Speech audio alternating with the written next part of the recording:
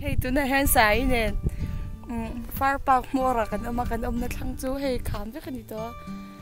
so lai so phong pui tlang atlang chi lai ve thei a shet thiam che to lo nya tu na sai nen lo aw ma sara kan aw ra dan chu 1 2 3 oh le 1 2 3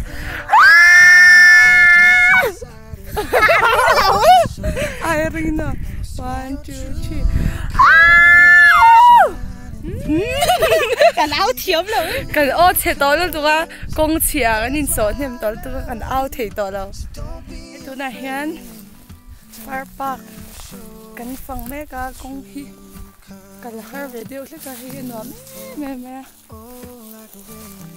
cần công cái rồi chú sẽ khóc mấy chầu làm chú thì hạ thạc cái nó sẽ sai nền công thần phong à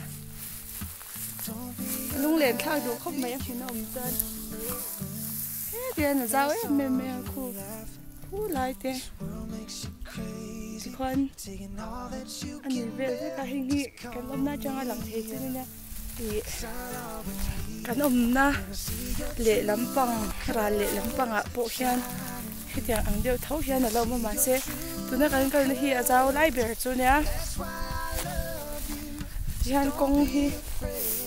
có chụp về dễ là cái na biết hi công anh đều tốt mẹ cái chân chú nhìn phù ẩm rất kia nè nghe căng sẵn bốn đẹp căng sẵn có anh chia xuống đâu à công hi sẽ thiểm hơi ăn rừng mà xem này kia nè thì anh lẽ tan để đặt cho tan chim chim thì anh cần hành lá thì giải thiểm tới chỗ ní là shooting này nè tới phố ra cổng khóc mấy giải lâu tinh lốc rồi cả đấu cổ bằng chết oh hey Luna nula sai có là xịt nula anh nghe hay lại muốn đi mù đàn thì hành sấy là Ôi anh làm khóc mày akong bum bầu lẽ mà sẽ muốn thế đấy rồi cho nên in chi rom lâu ai in chi rom lâu khóc mày thôi là mà khăn chụp em cái gì đây nhỉ khá nè công hiết check khóc mày đang lon thì tất công chầu là ngã khanin chầu rong khanin công tế em mấy thì four wheeler có pick up ai liền chú alen pun alen cho khang ti tur na chu tiang cho nin kan kala công hi a chelut to ka a te box a chou box